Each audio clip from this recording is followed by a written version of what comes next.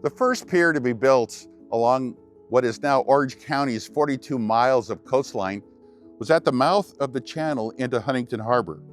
It was established to unload goods to build the Anaheim wine colony in 1857 and was used for about 15 years and was referred to as Anaheim Landing.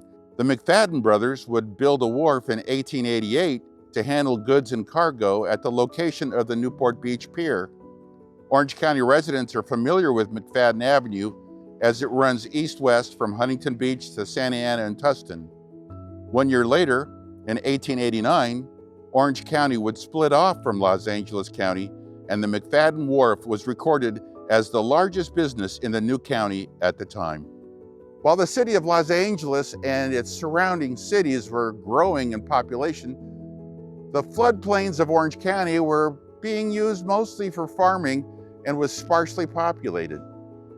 Things really changed when Henry Edwards Huntington, nephew of Collis P. Huntington, installed tracks throughout the region and provided electric-powered trolleys known as red cars. The Pacific Electric Railway obtained the franchise to build the line to Long Beach in 1901 for $9,600, which allowed the now famous port city and its then 2,000 residents to balance its budget that year. It wasn't too much longer, after operations started in 1904, that the red car continued to what would become Seal Beach, moving along to what eventually would be called Huntington Beach, right along the coast, and end up at the Balboa Pavilion in Newport Beach. All three locations would build piers between 1903 and 1906. Orange County's coast opened up to successful Los Angeles business owners, and vacation homes along the coast would be reached in 2 hours with the trolleys. This system assisted in the growth of Orange County, but with the advent of the automobile and freeways, some 1,250 red cars would be gone altogether by 1961 after a 66-year run.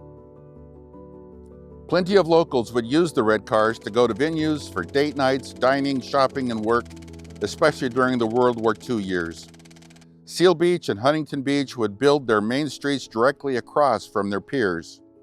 Piers have enjoyed some 120 years of history in the OC and are iconic. They are places to go to see people, surfers, fishers, dining locations, and sunsets, all while enjoying fresh ocean breezes. My name is John Moorlach, and I want to thank the Red Car Museum here in Seal Beach for letting us visit.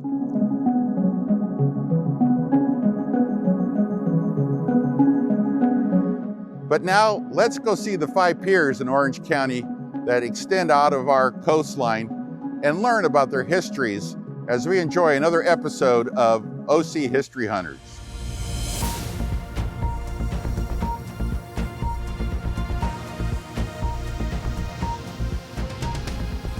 After enjoying a walk from the Red Car Museum to the pier, one enjoys Main Street, and then at the base of the pier, we meet Slick the Seal, a statue that was donated to the city by Terry Thornsley in 1985.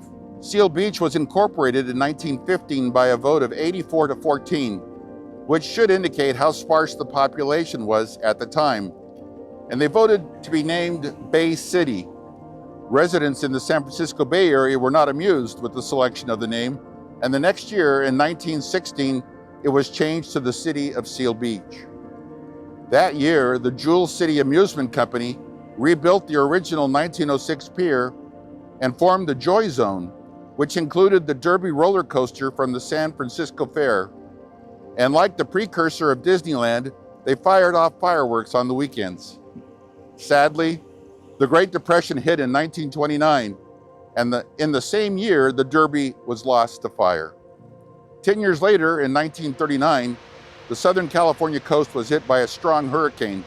It greatly damaged all of the 5 piers in Orange County. 2 years later, the 1,865-foot pier was commandeered by the U.S. government for military purposes during World War II. Before the end of the war, in 1944, the U.S. Navy purchased the 5,000 acres that is now the Naval Weapons Station. In 19 1854, California's first offshore oil well was drilled off the end of the pier.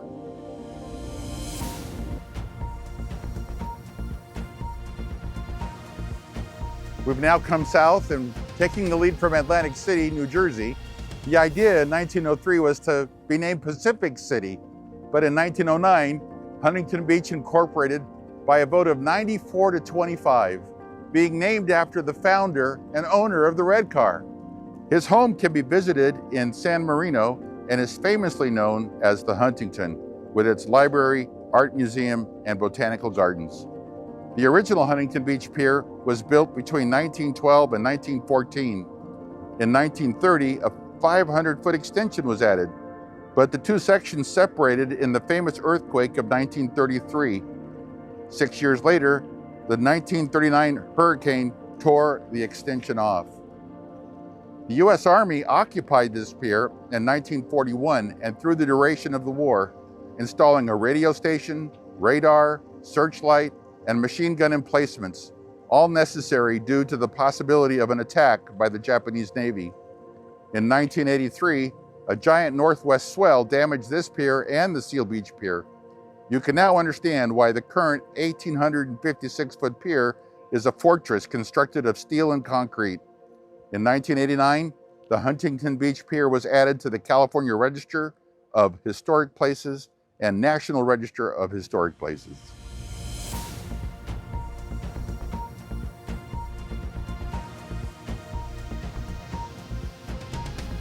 In 1870, Captain Samuel S. Dunnels successfully steered his 105-ton river steamer through upper Newport Bay. The powers that be were impressed and they called it Newport, and the name stuck. It's California Historical Landmark number 198. The dory fishermen would start their daily launching of boats in 1890, bringing back their catch for waiting customers. It's the only such operation on the entire West Coast.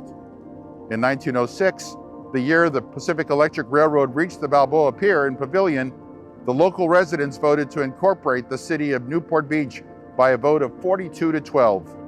The McFadden Wharf would be sold to the city in 1922 and would also be damaged by the hurricane in 1939, but it was the epicenter of Orange County for many years. Now let's head out to Balboa Pier.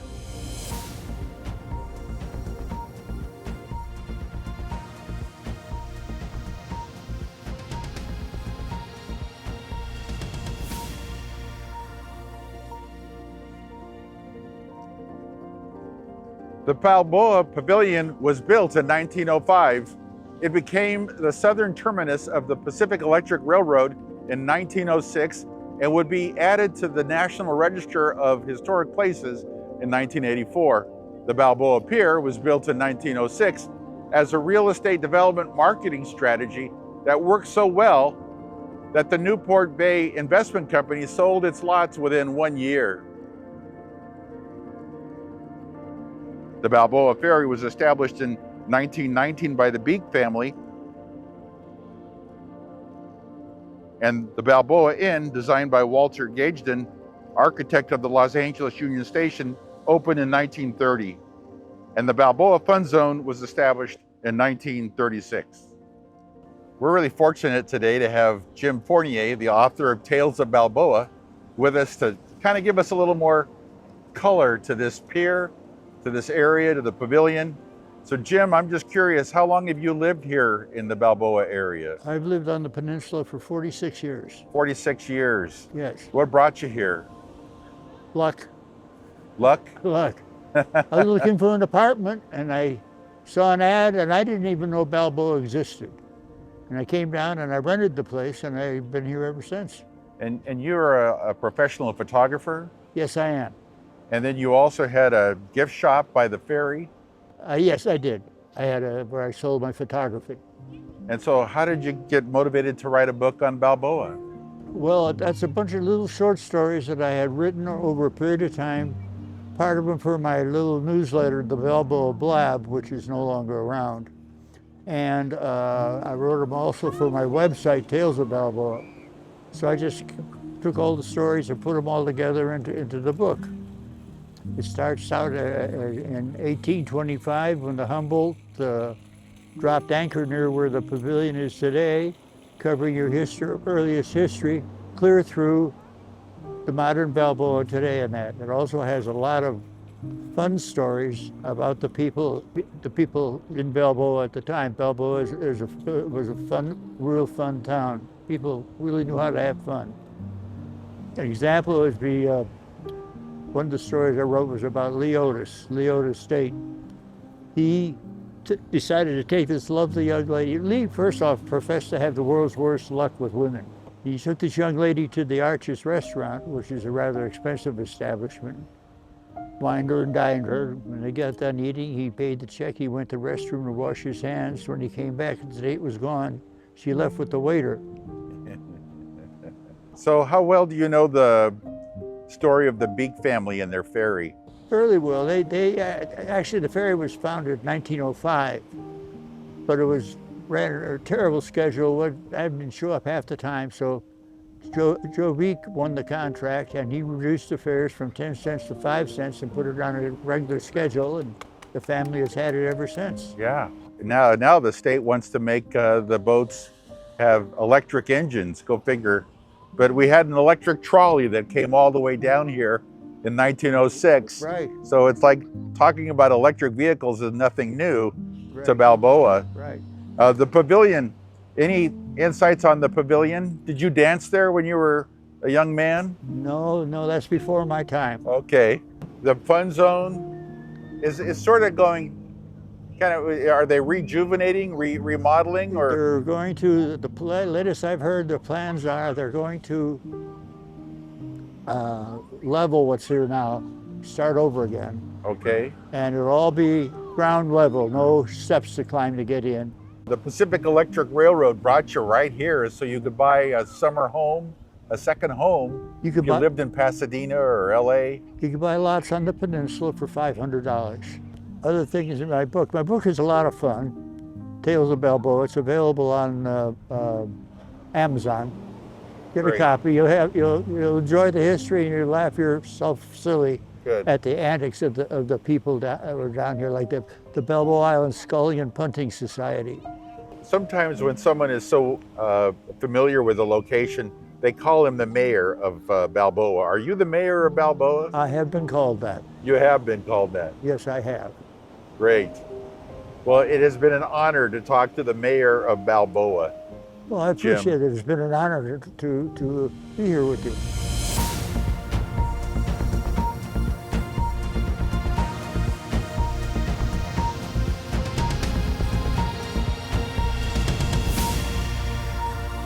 We have the Balboa Pier, we have the Balboa Pavilion, we have the Balboa Hotel. Now we're on the Balboa Ferry.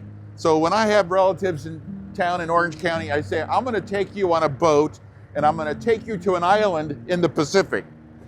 And so we drive the peninsula and then we take the ferry like we're doing right now and we go to Balboa Island. Now, the ferry started in the harbor in Well, my family took it over in 1919. The ferry service actually started 10 years before that, but it was just passengers, just a small boat. And when my dad took it over, he had an 18-foot outboard, and that was his ferry boat. And your dad's name was? My dad's name was Joseph Beak. Joseph Beak. Joe Beak. And he was a real estate guy. The reason he was here was to sell lots on Balboa Island. He sort of accidentally got into the ferry business. Well, once the Pacific Electric came all the way to the pavilion, the red car, these lots sold like within a year, right? Well, they didn't sell. Yeah, they sold, but there wasn't a huge demand, and they didn't sell for very much money. You know, lots were selling for $200 or $300, that kind of thing. Yeah, but you know, this is like in the middle of nowhere back then. That's right. I mean, maybe you lived in LA, but you know, trying to get here. Get here in an automobile was a big project. A big deal. So but they never built a bridge.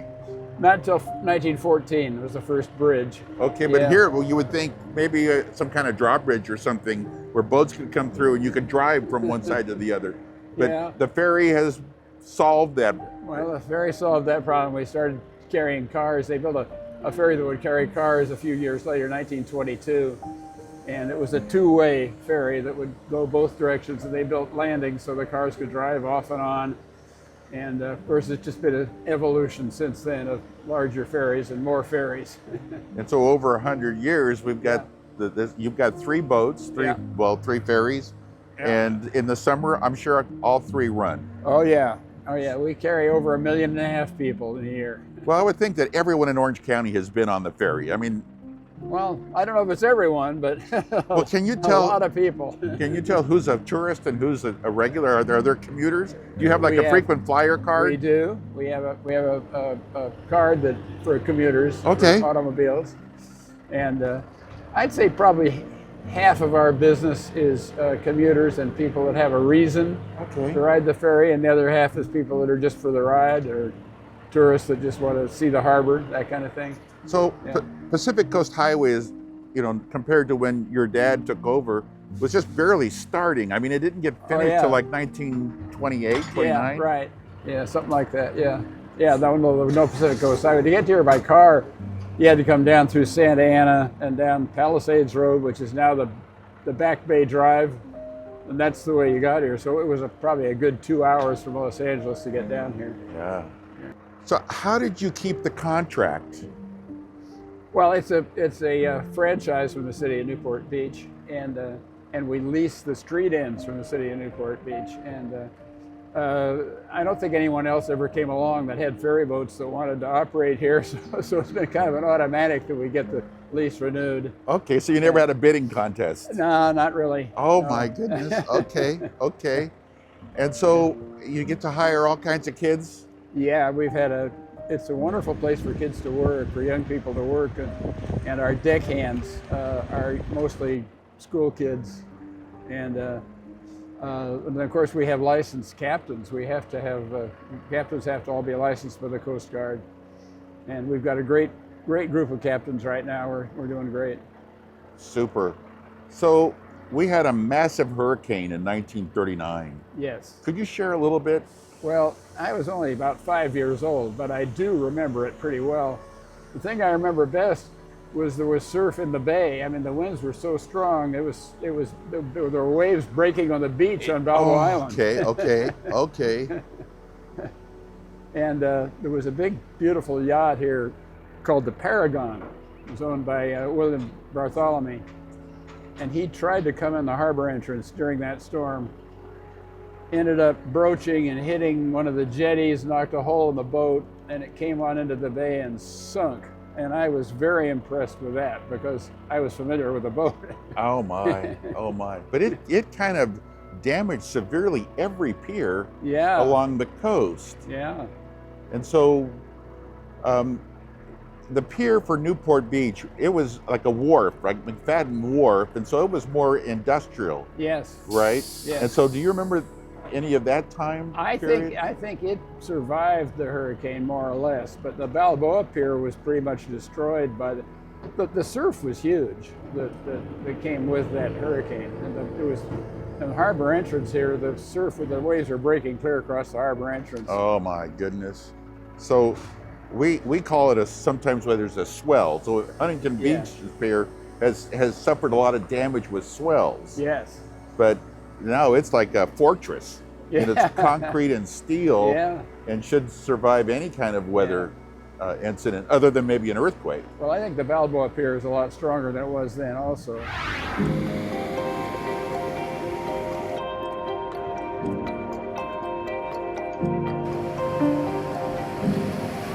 We are now at our 5th pier in Orange County. We've been from the top of the county in Seal Beach, and now we're near the bottom of the county of the 42 miles of coastline in the city of San Clemente, California.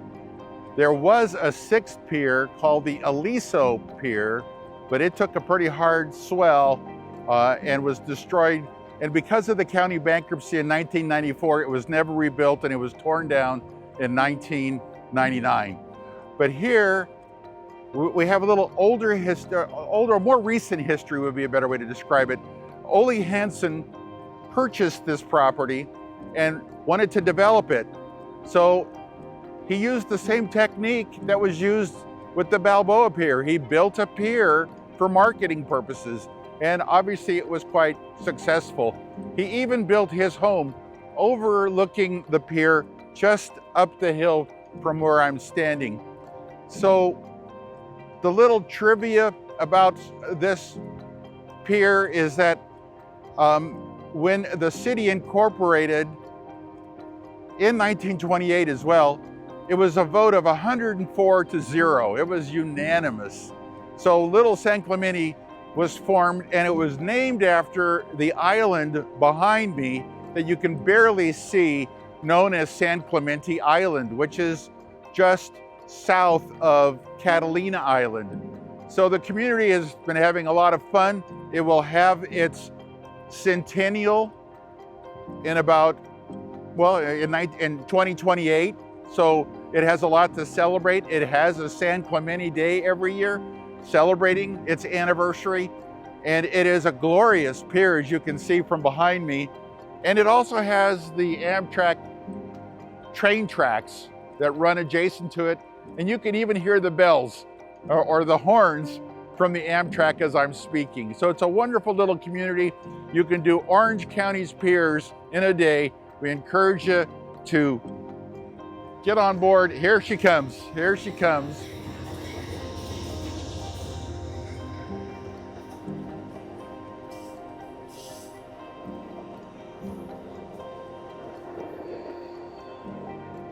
There you have the surf liner. Perfect timing.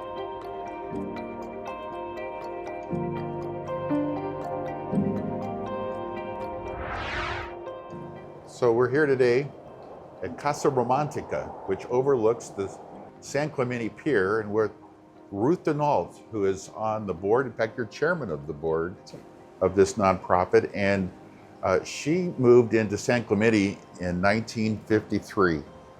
So Ole Hansen purchased this property that we're on right now, and the city of San Clemente incorporated in 1928, a unanimous vote. And I'm just curious, how did people get here from LA? Well, they came down and he had a tent and they served fried chicken. And it was really quite an event because there was a great expectation for this community. And so he was selling lots. Yes, he was. So Pacific Coast Highway was not built then. No, but there was a highway. There was a highway. It was like 3 lanes, one up, one down, and one to pass. Okay. And so people could then drive all the way from LA and say, okay, this would be a good place for a second home. Right. And then how did the community start to grow? Well, it just started, and then in 1930, everything just folded up.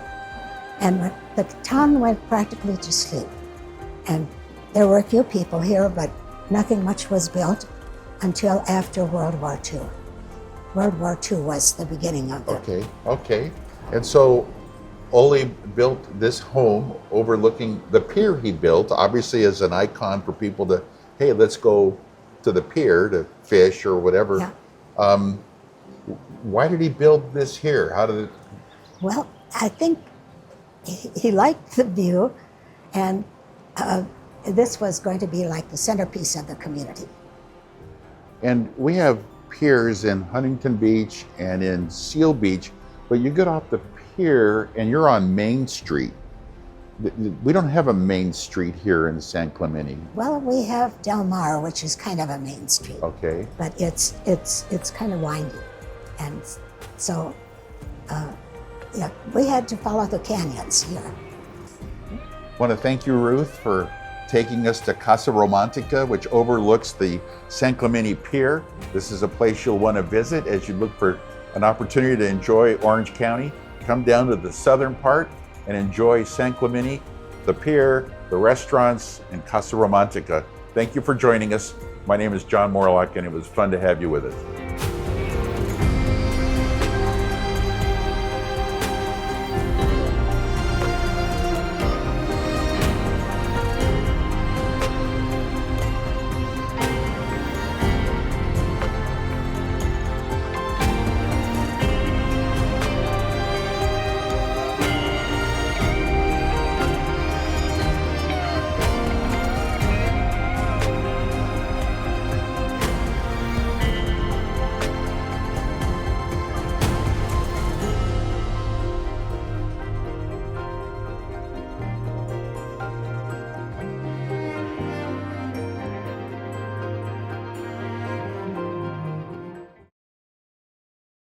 At the Orange County Community Foundation, we believe in transforming our community's heartfelt intention into greater impact for good. By helping donors find the causes they love, we strengthen our community. We lead the way with bold solutions, combining giving strategy and community intelligence. Leveraging our generous donors and passionate partners, we amplify the power of giving. Together, we are helping to build an Orange County where all have the opportunity to thrive. OCCF is a proud underwriter of community programming and OC World. I'm looking for help. I have 3 young kids and it's just me. I'm working 2 jobs on the night shift and I'm still not making enough. The electric bill came today, and if I pay it, there won't be anything left for groceries. So we had to use our savings to pay for hospital bills because we both lost our health insurance. I've never had to ask anyone for help, but I don't know if we'll be able to afford his medicine this month. I put in application after application, but no one seems to want to hire me. I'm living out of my car. I can't keep going like this. I don't know where to turn for help.